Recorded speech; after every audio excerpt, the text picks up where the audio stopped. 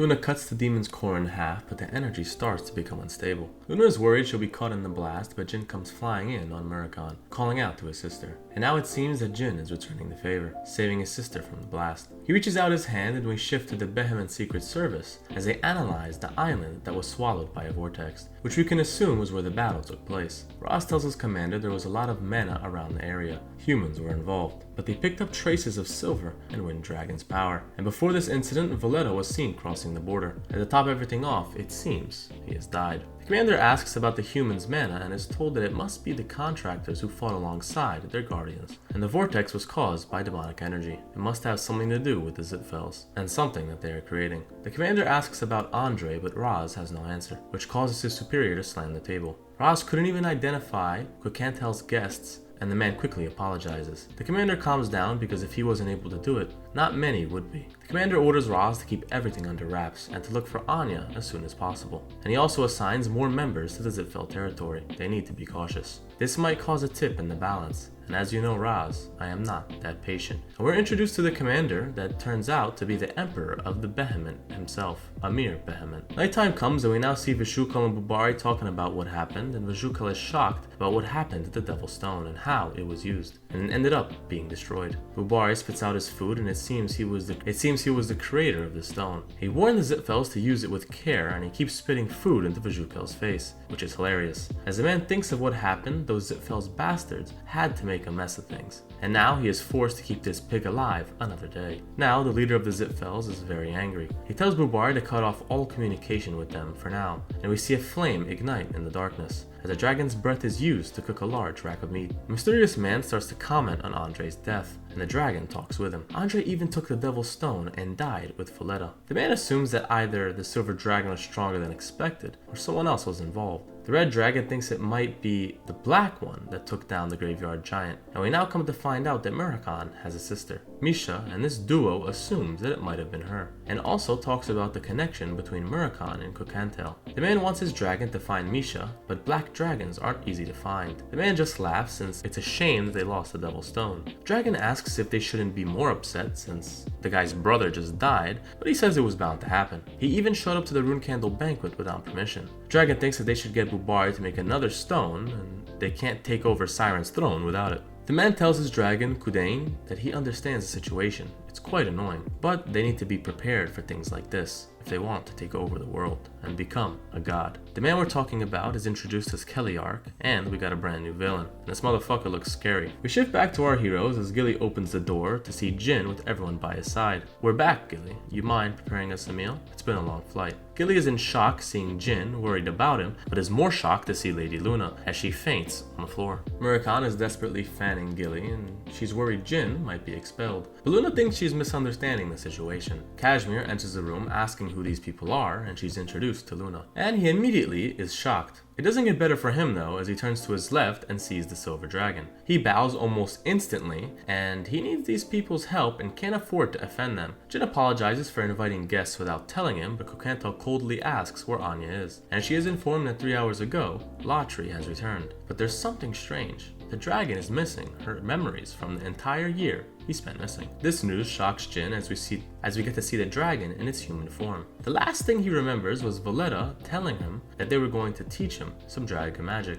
Jin is concerned and the dragon is in too good of a condition. Something must be wrong. Quicantel went to get confessions from people related, and it seemed like the Zipfels are erasing evidence from the Devil's Stone, including Latri's memories. That's this family's specialty. Kashmir asks what the Devil's Stone is, and Jin explains. The Zipfels' vice head had an artifact that absorbs contractors of gods. Kashmir is shocked that the Zipfels had such a plan, but Murakami coldly states that there's only one reason someone would try to imitate the Origin Stone: to become god. The Zipfels are pooling the powers of all known gods to elevate their head to a supreme power and destroy those who oppose them. This is their plan to control the entire world. Kashmir will devote all of the 7 colors' powers into investigating this, and tells Quicantel that he will escort her to Anya. Gilly wakes up wondering how she fainted, but sees Luna again, and immediately goes back into a coma. While she's napping, Luna pops a bottle celebrating Jin's latest achievements. He destroyed a criminal organization, secured the backing of the 7 colors, and killed the Zipfel's vice head and his dragon. Well done, Luna said. All of this was only completed 2 months after becoming a reserve flag bearer. but sneaky little Jin even used magic without approval. If he got caught, he would have died. Gilly is now back with the gang, understanding that Luna is on their side, and she tells them that they need to avoid the patriarch. But Luna tells the group that he already knows everything up until this point. Gilly is shocked and this must be really bad, but Jin comes in telling her that it's okay. He's going to meet with him with Luna soon. This news even shocks Luna, and Jin plans to tell him the Zitfell plan to attack Rune Candle, even if it means returning home without permission and failing the flag bearer exam. But since it's come to this, he has to talk with him in person and make a deal. Luna stands up. A deal, huh? Her demeanor changes. Jin, if you continue like this, father will kill you. Jin just jokes and says if it comes to that, he trusts Luna will come and save him. She looks at him menacingly but bites her lip. Everyone in the family is intimidated by you, Jin. Gilly must have had a hard life. She agrees to go with and asks when they're leaving, and they'll use the teleportation gate tomorrow. Luna tells Gilly that she will always be by Jin's side as a sister. She doesn't want to take part of this bloodthirsty family feud. This sister will always be Jin's shield. We see the next shot of armed guards surrounding Jin, and the white-haired Rune Candle welcomes her sister back, asking why she brought Jin with her. All of the flag bearers start chiming in, telling Luna that she's retarded for bringing him back. He's disgracing the responsibility of a flag bearer. Luna thinks that they sure planned this well, as expected. Jin's older sister Mary looks out from the window, shocked at his arrival, and also angry. Jin owes her a fight. Runita asks why Luna brought him, but Luna says that he came on his own. Her little sister argues that she should have stopped him and she is too careless, but Luna is getting annoyed and just asks where their father is. Runita asks if this is why Jin came here, and he tells her that it is. Vigo starts yelling at Jin, telling him that he only survived due to luck, and he's not that much better from the Tona twins. Runita sees the futility in this and tells the two that father is in his study. But as Jin walks by, Runita draws her sword, telling Luna that from here on out, she has to discard her weapon. This is an order from Siren. Luna bites her lip, glaring at her little sister, asking what will happen if she doesn't want to. But as she stands there, 3 more flag bearers dash around her, giving her one final warning. Jin tells her not to worry. He came here not as a flag bearer, but as a son trying to warn his father. Nothing bad will happen. This just shocks everyone, but as Jin walks to his study, he thinks that Siren isn't one to care about the rules, and if he can explain everything, he should be fine. But as Jin knocks on the door, it's blasted open. Siren is visibly angry. He thought he gave Jin 5 years. Why is he back already? Jin knows about his father's sword. It's said to annihilate his enemies, as he uses a sword completely made from aura. This must be Jin's warning. But after eyeing him up, Siren is weaker than Jin once thought. Jin asks if he needs a reason to visit his father. The youngest knows he has to be confident and keep up this persona. He's come here because he misses his father. Siren continues reading his book, wondering if he's ever heard that line from any of his children. He tells Jin that he's become immature, and maybe the world has made him soft. But Jin argues that the world had nothing to do with it. He's always loved his father. But this strikes a nerve, as Siren's killing intent fills the room. Jin is struggling to handle it, and Siren apologizes. He almost laughed. He didn't expect Jin to say that.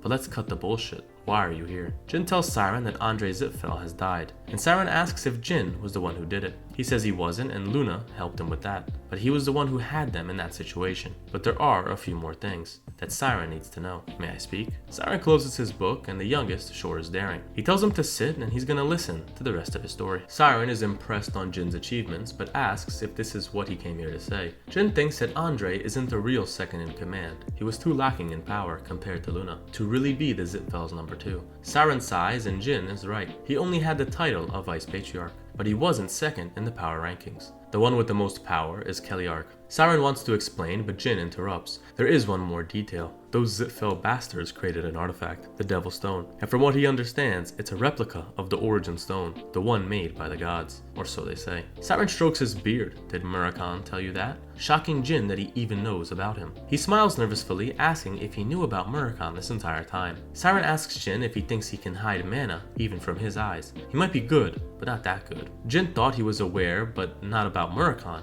but Siren bursts out laughing. That whole Murakan thing was a total guess, and Jin fell right for it. Nabi Rune Candle, you named your cat that? To think the Black Dragon will become a mere house cat. Jin got totally owned by that scheme, but at least his dad is having fun. But this Devil's Stone is no joke. Siren will have to talk to Luna as well. The power of this is too dangerous. Siren thinks to himself if the Lords of the Black Sea will know about this as well. They are fragments from the original Origin Stone. They should take action. He will have to visit them again. Siren tells Jin that he will pardon him for breaking the rules, but he knows he wants something, so spit it out. Jin just tells Siren that he needs to disallow any rune candles from entering Tikon. Siren understands, and this is his little secret nest, but but he will only agree if Jin passes his test. Make Ghostblade Cashmere yours, and if you can succeed, no one will step foot in Tikon without your permission. 1 year is your limit to get that bastard who declined a spot as a teacher in Runecandle. But unknowingly to Siren, Jin already had that under control, as he comes back with Cashmere, who is blindsided by Siren. He gets up to date, but Cashmere is in awe of Siren's presence. This is humanity's strongest. He feels sick just facing him, but Cashmere regains his composure. He is Jin's guest. There's no time to feel fear. But as Siren speaks to him, he immediately bows. This guy got so hyped up, and he didn't even get the chance to meet people his level. They just put him in front of gods and dragons and shit. What the hell? Jin tells his father that himself and Cashmere have a shared destiny, and now it's Siren's turn to keep his promise. Cashmere is worried that after Siren hears about this, he will try to make Tikon into Runecandle's property. He's scared of that result. His free country will be ruled by someone else. Siren just sighs, and Jin is an asshole for tricking his father. But the boy just laughs. He never lied, he just got a little lucky. Siren tells him that he passes, and from this point on, no Runecandle can enter Tikon without Jin's approval, alerting Cashmere to their agreement. And now he swears to share their shared destiny. This guy is funny as fuck, man, I swear. I hope he's strong because he's a little pussy so far. But as Jin asks to leave, Siren wants to speak with Cashmere alone. Jin smiles and exits, leaving Cashmere in despair. Siren turns on his intense aura. We finally meet Ghostblade. Jin is walking the hallways and the Tona twins come running to him, asking if father will let him live. Jin just ignores their question and asks them for a favor. Please take care of the cadets in my faction until I return. But as the twins try to question this, Jin just walks off, telling the two he counts on them. They are a bit scared of him being this carefree after meeting father. Jin returns to Luna and tells her that Siren needs to speak with her as well, and tries to yell at him because he's ignoring all the other flag bearers and her veins bulge. But Jin says that there's something important and he can't explain it right now. Cashmere appears and it looks like he hasn't been fed in weeks, and Jin asks if the conversation went well. But Cashmere is just happy to be alive, and starts yelling more, and this outsider went straight into the garden, just like that. What's going on? But Ronita tells her to stop. It seems Siren came to a decision.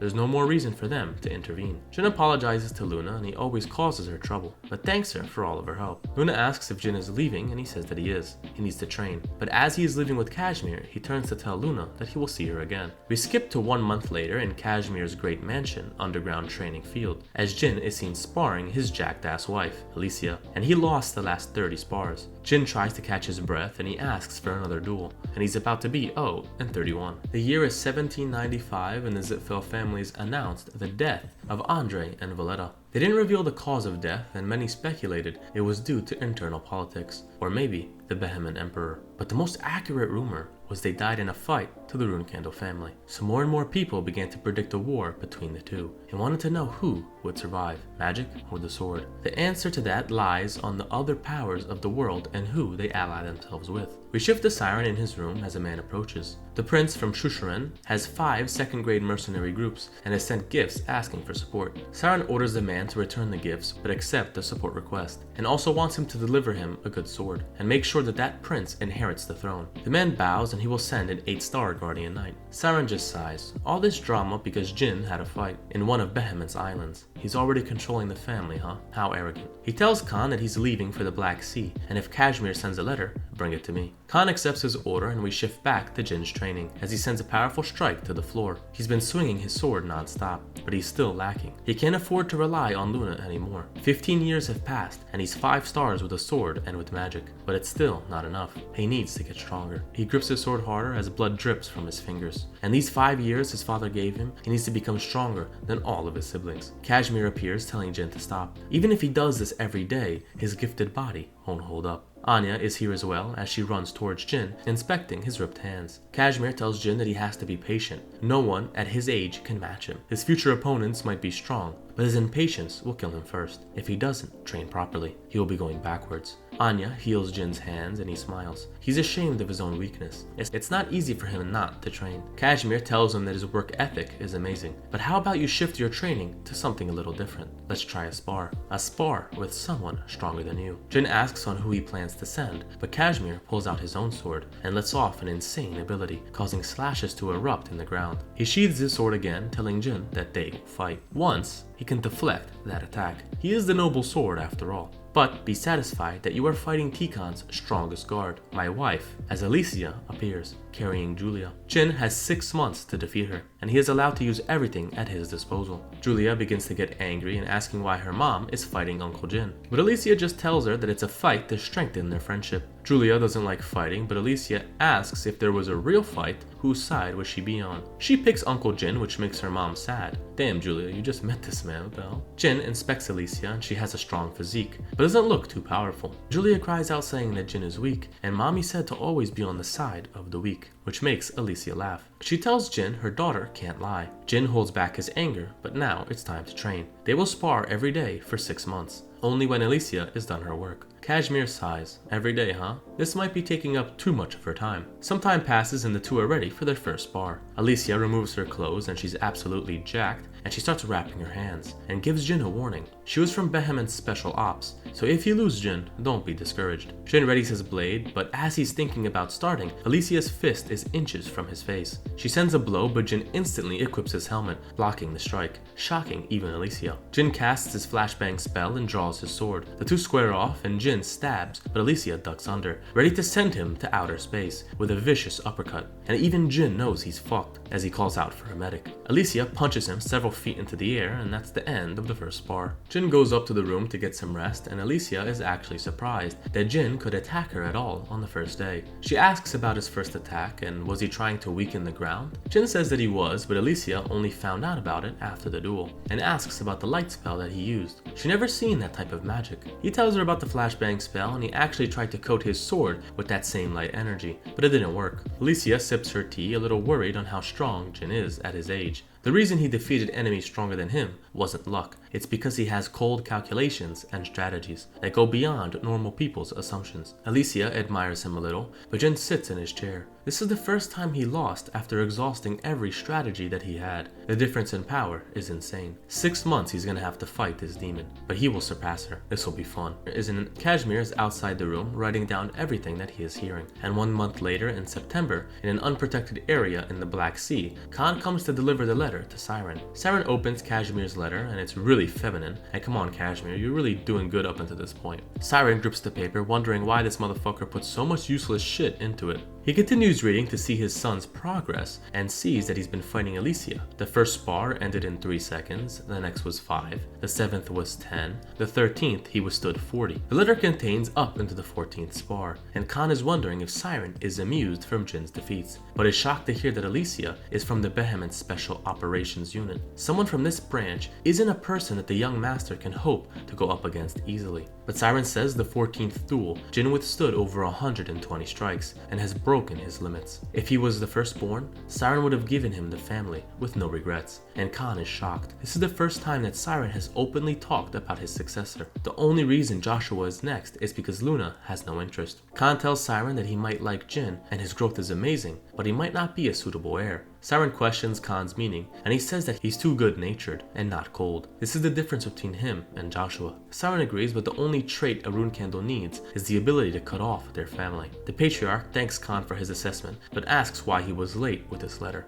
Khan apologizes and says due to the extreme number of monsters he was delayed, but it seems Siren isn't happy with this answer as he prepares his sword. He unleashes a crazy attack, warning Khan that next time he will arrive earlier. Khan looks at the wave of destruction, worried about his own life, and we shift back to Jin's training, and he is on the 93rd spar. Alicia is impressed and Jin is already starting to push her back. The young master thanks her and Alicia invites him upstairs for some ice cream that Latri made. Jin declines since he still has something to do, and Alicia asks if he's continuing his training, and it seems that he is, as Jin coats his blade in spiritual energy, swinging it repeatedly. Alicia watches on, but can feel Jin's growth after every spar. This isn't normal. His aura and magic power grow at the same time, and the spiritual energy that he has makes this possible by connecting the two. This is the power from contracting with a god. Amazing. Even if he is gifted, he still needs to work hard, but he has the right work ethic to do so, and at this rate, Alicia might not even last tomorrow. The next day comes, and the two are in the heat of battle. Alicia dodges under a slash, and Jin attempts another strike that makes Alicia punch first, thinking that she has him. But Jin slips past her, landing a sizable blow on her shoulder, causing her to bleed. She grips her shoulder in pain. She's alright, and it's been a while since she's gotten an injury. Anya comes and heals her wound. Jin thinks that Alicia could have dodged that stab.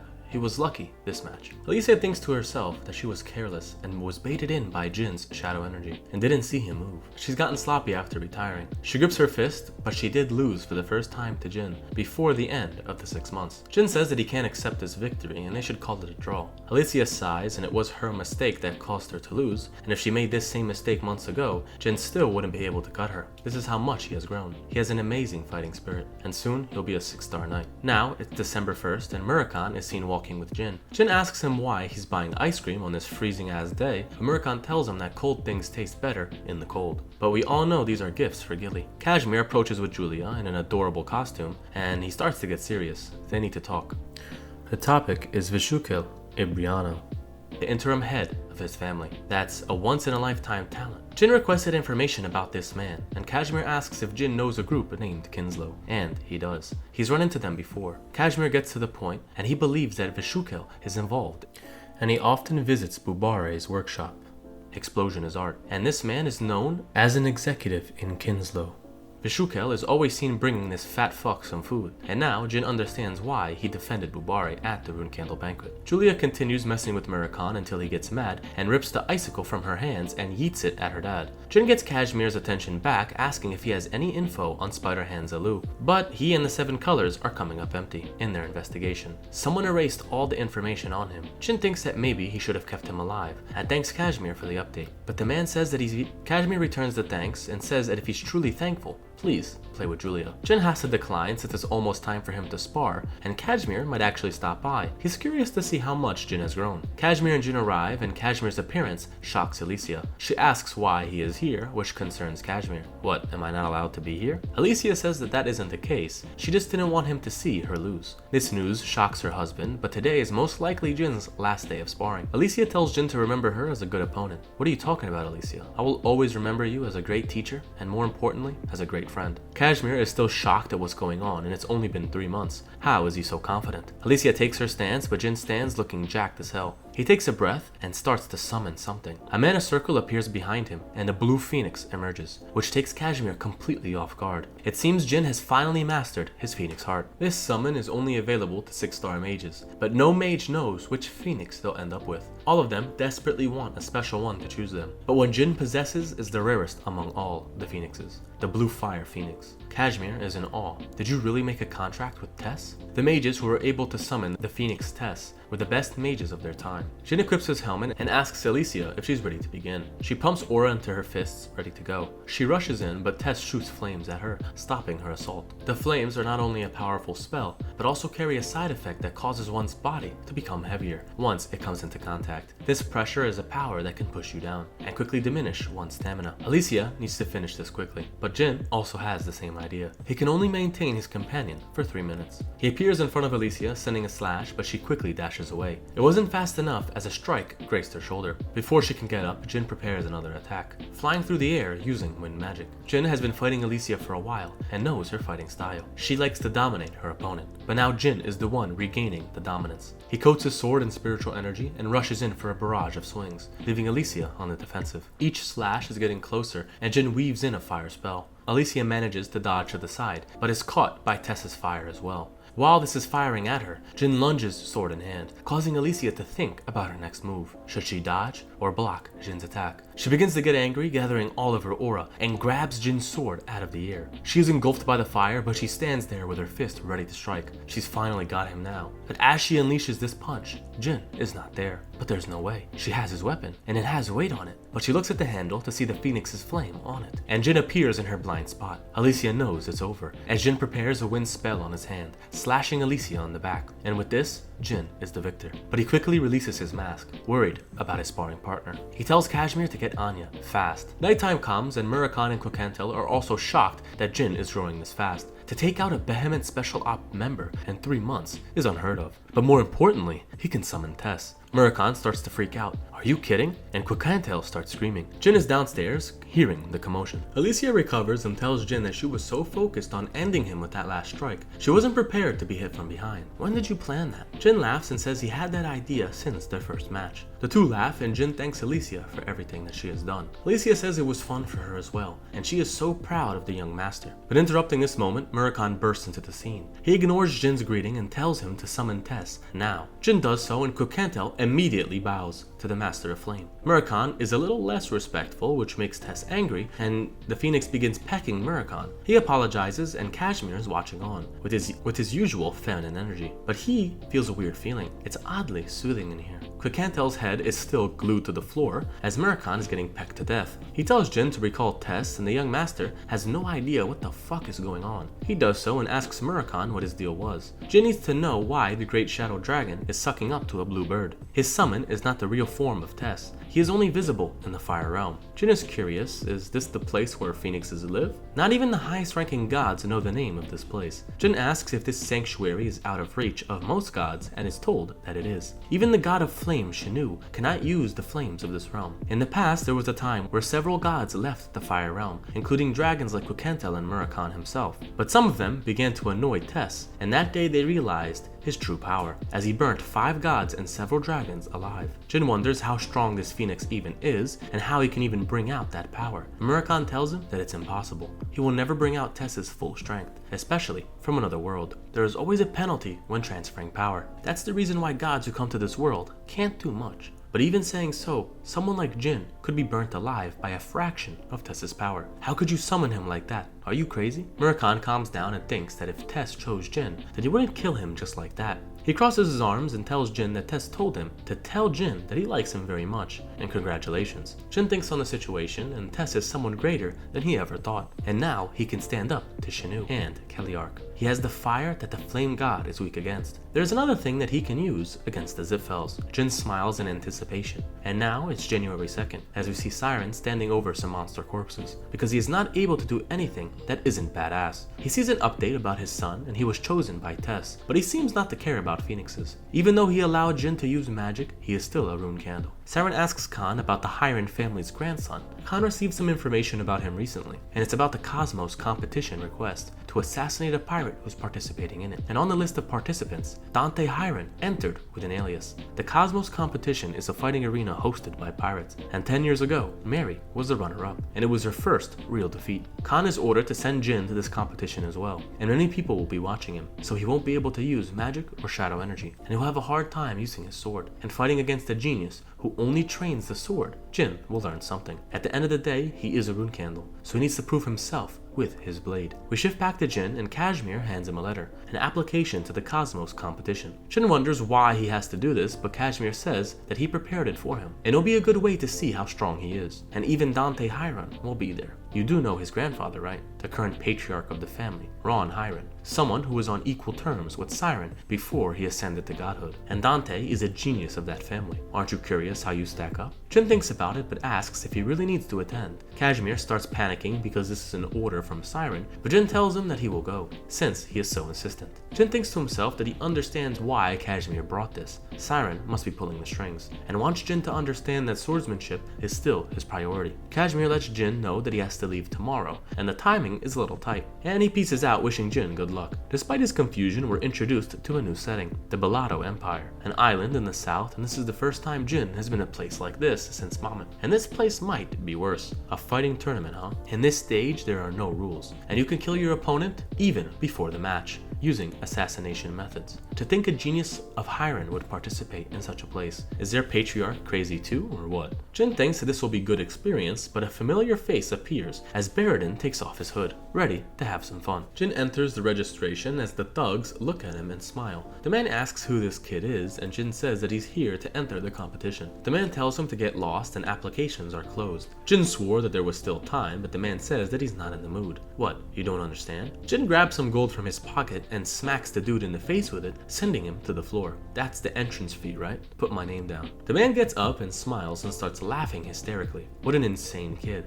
I like it, and immediately writes Jin's name. And Jin is placed in group 13, and the thugs behind him will quote-unquote kindly guide him. The man puts on a pirate hat and welcomes Jin, and he is the owner of this island, and the pirate king, Cosmos. And damn, Jin just smacked the pirate king, what the fuck? A pirate escorts Jin, reading his order to put someone decent in to fight Jin, and if he can't find anyone, feed him to the sharks. The escort says that this year there are so many young contestants, and another bastard beat up the captain. It's a shame that you two aren't in the same group. But anyways, good luck, you're going to need it. They arrive at the area for group 13 as we see the contestants hanging around. The escort says see you later, if you survive. Jin asks about his room, but this isn't some hotel. As he looks over, he sees a bunch of delinquents all over the place, and 2 or 3 people for each cell. And it seems they want the contestants to thin each other out before the competition. And this is almost more like a survival game than a tournament. Jin enters the room and the man asks who he is. Don't you see that there's people in here? Jin puts down his sword and tells the group of 3 that he's gonna count 2, 3, and they need to leave by then. 1, 2, 3. The bozos don't listen and Jin forces them out with a huge explosion. They're sent into the wall and Jin picks up his sword. He looks towards everyone else, asking who wants to stay in his room. This act gets everyone excited and they jump on Jin, but he begins slicing them all to pieces with ease. Even if this is a lawless zone, it doesn't compare to Mamet. Jin smiles. It seems he's going to have his hands full for some time. We shift to the next scene and Jin is reading in his cell, and the guide comes asking if he plans to kill everyone before the match starts, as we see the hallway full of their corpses. Jin closes his book and says that this is just an appetizer before the main course. The guide starts to laugh, and the boss did say that he was an intense guy. How funny. There was a reason he said to put him around good fighters. Group 1 and 2 will start their matches soon, and Jin is allowed to watch. He is escorted to the arena and the man tells the super rookie to sit and watch. Jin overhears some people talking about the guy from group 13 who knocked everyone out, and they should bet on him or what. But the conversation continues that they heard someone in this competition is a reserve flag bearer from Reincarnated, and it seems Jin's cover is blown. It seems these people heard the news from a Cosmos pirate captain. The other day there's a strong boy from Reincarnated participating, and if that's the case, it could either be the Tona twins or Jin Reincarnated. Wow, it'll sure be great if Jin is here. The youngest ever 5-star. Jin sits next to these guys overhearing their conversation, and it's normal for them to know his name. But who spread this information? Fireworks start to burst in the sky and the Pirate King welcomes everyone to the arena. This is what they've all been waiting for. They cheer for the Pirate King and they yell out his name. The guy laughs and says to skip the small talk. Let's get to the main event. There are 14 contestants per group and a total of 13 groups. The 182 martial artists are ready to fight for your entertainment. The first man to take the stage is Mantis, and this ugly fuck has 2 sickles hanging from his arms, and his opponent is a pretty-faced boy swordsman, Paul Mick. Jin knows that that is just an alias and is shocked at the kid's age. Is he 13 maybe? These pirates are crazy to make him participate. Wait, young boy? Jin recalls this story from earlier, as the kid squares off against Mantis. The man licks his blade, but Paul unsheathes his sword, and in one quick motion, Mantis is decapitated. Everyone is shocked, and even Mantis's floating head is as well. The Pirate King is baffled at what just happened. This guy's head just fell off. That doesn't even make sense. Jin knows what happened, and as soon as the match started, he was beheaded with sword energy. And he understands now that this is Dante Hiron. The boy sheathes his sword and is the winner. But Jin hears a familiar voice behind him cheering, and turns to see Baradin. Now what the hell is this guy doing here? As Jin looks back in horror. Baradin continues cheering alongside his new buddies, and says Paul Mick is the future. Bet your life savings on him. Jin thinks that he must be on a mission, and has to move before he is caught. But Baradin looks down and spots Jin. Hey, what are you doing here? Long time no see. His loud commotion grabs Dante's attention, and he immediately looks up, identifying Baradin, and thinks, wow, what is the Zipfel doing here? Dante waves, saying he's happy to see him too, and Jin is just cringing at this whole situation. And the Pirate King asks Dante if he has anything to say before the next match. Dante clears his thought, and he is happy to kill some of the world's evils, and prays that these people don't become pirates in their next lives. Cosmos begins laughing hysterically. Being a pirate isn't recommended to children, huh? But what he is saying would make every pirate in here sad. The Pirate King throws his hat into the air, and it's time for the next match. Jin returns to his cell, and no one besides Paul Mick, which Jin believes is Dante, is worth worrying about. And even though he is young, his swordsmanship is on another level. Jin wonders if he can use his magic and spiritual energy, and doesn't know if his swordsmanship will be enough. He grips his fist. It's too early to tell. In 4 days, it will be Jin's turn to fight. Until then, he needs to survive. And we see a shot of Dante, seemingly malnourished. We now see Baradin playing with a pendant as an elder watches. telling the boy to stop playing with such an artifact. Please keep it safe. Baradin continues to fool around, but the elder gets to the point, asking if the young master knows about the Cosmos competition. Baradin seems to pretend not to know about it, but is really bad at lying, confirming the elder's suspicion of where he goes this time of year. Baradin is informed that Dante Hiren is participating, and now he is allowed to go to see how powerful his future opponent will be. And this is the official reason why Baradin is here. But it seems in the last 2 days, there wasn't a single fun match. So Baradin is getting pretty annoyed, but he spots a name, Jin Gray, and gets excited. Don't tell me Jin is actually participating. Baradin gets some new excitement at the prospect of watching Dante and Jin fight. We shift to Jin laying back in his cell, seemingly tired from the day. There's 147 surviving participants, and 35 have died. Jin cleared out his section, but soon people from other sections will try and attack him, so he can't let his guard down for a second, and he can't risk sleeping. During his cadet training, he had a similar situation and trained for 4 days straight. Some footsteps are heard, and Jin notices someone walking in confidently and grabs his sword, but notices Dante as he wobbles up to him, asking to talk. The boy asks Jin to please let him sleep. They can take turns guarding each other. Dante has been watching Jin and he knows he's a real martial artist, so please, just let me rest. But this last sentence is all of his remaining strength as the boy falls to the floor. Jin wonders if he's been properly trained, but notices the strong scent of blood. He was attacked non-stop for days. And on top of that, more people are still after him, as we see some pirates grouped up, ready to kill the two. Jin sees this coming and lets off some murderous aura, and he slices the leader, telling the rest that anyone who steps in this room will die. One guy tries to reason with Jin, they're not here for him, please, calm down, they just want Paul and Mick, and then they will leave. A man with a crossbow has his sights set and lets off an arrow, which Jin catches, and he notices the poisoned tip, and now they really pissed him off. He prepares his aura and finishes them all off. Some time passes and Dante wakes up, surprised that Jin actually guarded him. Jin gets to the point saying he's dealt with Dante's pursuers, and they were the underlings of a pirate, Cyclops Joe. Dante is so happy that he was defended and thanks Jin. The men assumed Dante was a rune candle, which makes the boy chuckle. How could they mistake him for one of those superhumans? Dante says that Jin helped him and he will tell him why he is here. He isn't Paul Mick, but a noble, but not a rune candle. He doesn't get specific and says he's from the Behemoth Empire and can't tell Jin any more details. He thanks him again and offers to return the favor. Dante will put his life on the line to protect Jin if it comes to it, and he will put his honor behind it. Jin takes him up on his offer and throws him a sword and asks to be waken up before Group 13's match. Dante is cold on the outside, but after meeting him, Jin thinks he's made a great friend. We're back in the dueling arena as an angered pirate swings his axe at Dante, but he calmly draws his sword, ending the pirate in one strike. And Paul Mick is the winner yet again. He sheathes his sword and the crowd roars. Jin is also dominating the competition and gathering a lot of attention. People think that Dante is the rune candle, and we see two new characters talking about the two OP young contestants. Another man approaches wondering when his boys are gonna man up and kill those brats. They're taking all the spotlight. The pirate escort from before comes telling the contestants to knock it off. They can't handle them. Jin's nickname is the God of Death, and you want to know how he got that name? And Dante is his ally. Do you guys really think you can take them both on at once? The only reason he's offering this advice is because these guys are popular contestants. It would be a shame if they died before their fights. The smartest among them has the best idea of this arc, telling his boys that they need to get the hell out of here. Looking at the scheduling, they aren't fighting the two rookies, and this man doesn't plan on dying here. The other men agree, but swear that the Pirate King must never know about this plan. We shift to Cosmos as the escort immediately snitches on those guys' plans, and the Pirate King slams his lean down, annoyed on what he just heard. And now, in his rage, he decides to change the competition. Since Jin and Paul will be the finalists anyways, the rest of the fighters will be their prey, as we see Dante pull his sword on one of the contestants from before. Cosmos also tells the man to increase the dividends so people will be forced to bet on Jin. Now they will finish this tournament fast. We shift to the arena and everyone is cheering for Jin. Baradin is watching on, interested in this fated match. He asks his boys who they think will win, and they assume Paul will, saying that Baradin already bet on him.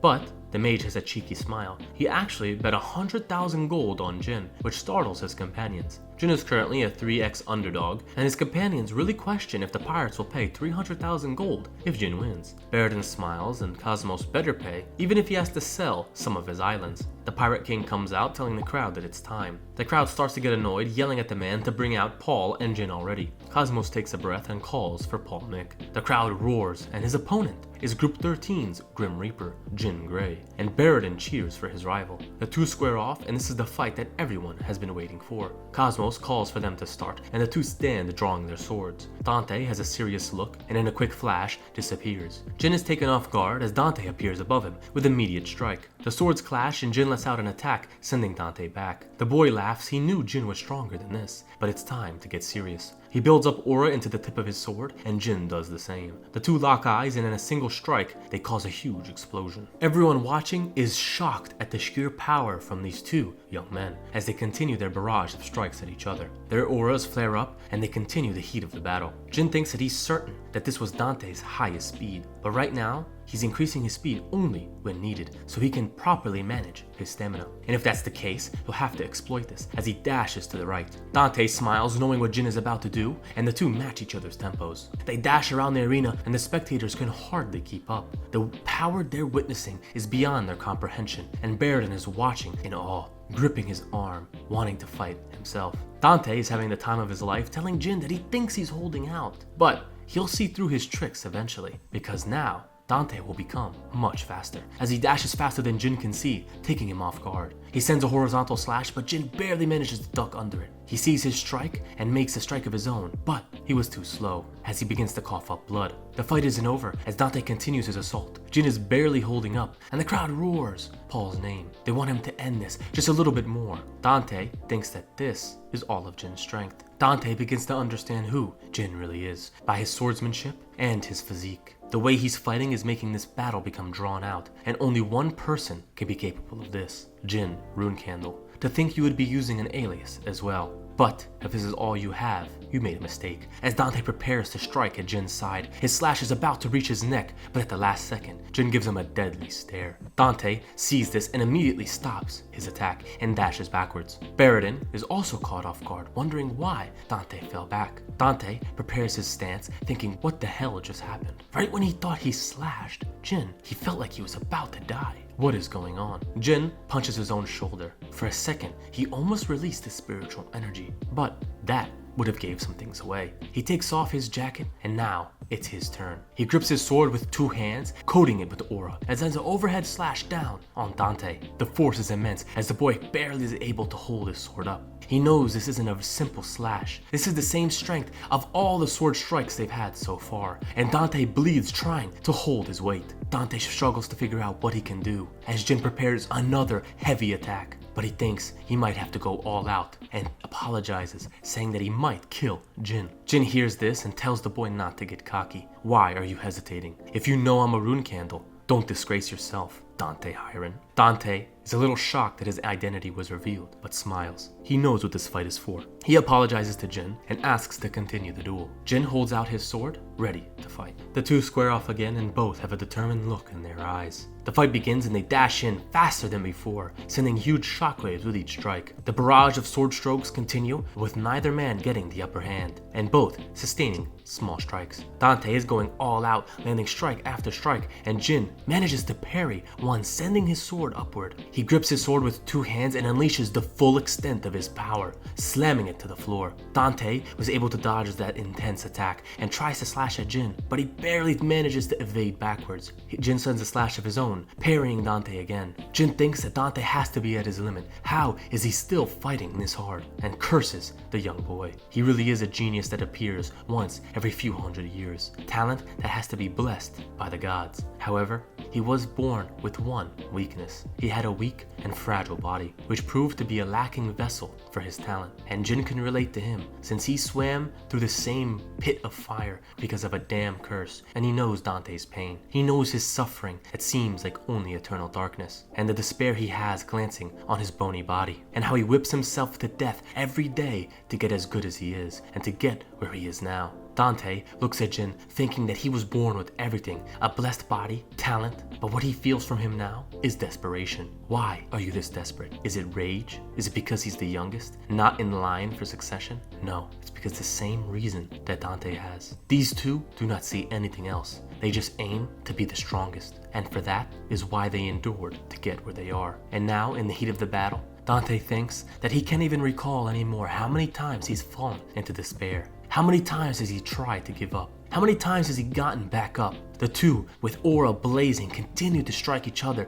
back and forth again. But now, none of this matters. Dante, unfortunately, starts to feel the effects of his weak body and coughs up blood. Jin notices this and sees that Dante's body is breaking. He grits his teeth, but knows that if he gave up now, it would be an insult to Dante, and continues to attack. Dante seemingly can't grip his sword, starts to fall back. But Jin rushes in again to land the final strike, but as he's doing so, he says he's sorry and hopes that Dante understands. But as his blade grazes his neck, Jin stops. Dante stands there, seemingly depleted, and tells Jin that it's been fun, and falls to the floor. Jin immediately turns around, asking someone to please call a medic, but Baradin is already there, placing his hand on the young boy. He says it's worse than he thought, but tells Jin not to worry, as he puts a healing spell, making sure that Dante will live. Baradin begins casting his spell, as Jin looks on with a worried look. Baradin tells him not to worry, as Jin only looks on thinking that it's too late. He's already past the point that can be healed through magic. Not only his bones, but all of his organs are severely damaged, and his aura is rampaging through his body. Healing magic now will just increase his pain. The only way to keep him alive is through one technique. Baradin tells Jin to just watch and listen carefully. There's going to be a secret that he's going to have to keep between the three of them, as he holds out his pendant. Two of his attendants come telling the young master that he can't use something like this now.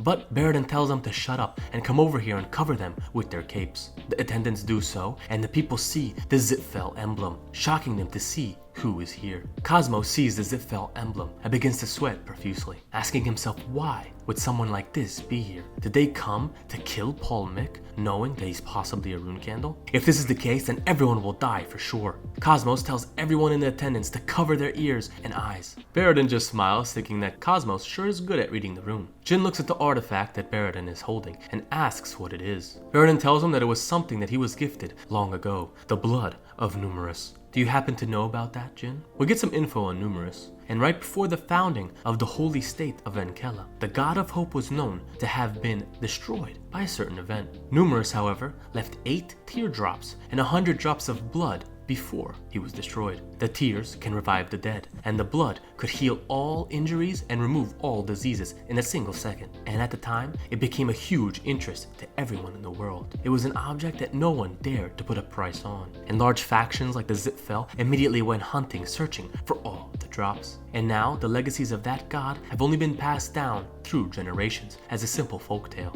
Jin looks on, wondering if he's about to use one on Dante. Baradin tells him to shut up, and this is why he wants to keep it a secret. Jin thinks to himself, why is this man doing this? Don't the Zipfels and Hiran clan not have a good relationship? But it seems Baradin doesn't care about that. He has other motives, and thought that Jin would understand. Losing an equal is just as sad as losing a friend. As he puts the drop into Dante's mouth, a strange power illuminates the room as Dante is being healed. He is good as new and begins coughing up. Baradin is ecstatic and begins holding the boy as he asks what's going on. Thankfully, there's no side effects, as Jin watches on, completely shocked at what he's seeing. Dante asks what Baradin is doing here, but Baradin just stands up, asking the two what they think the price of a drop of the blood of Numerous is worth. It's pretty high. Dante is shocked that something like this was used. How will he ever repay this debt? Jin immediately realizes what will happen and knows that as a Zipfel, he might be able to extort something, but Baradin just raises his finger and says that Baradin only asks Jin for a round of drinks, and you're gonna stick around, right?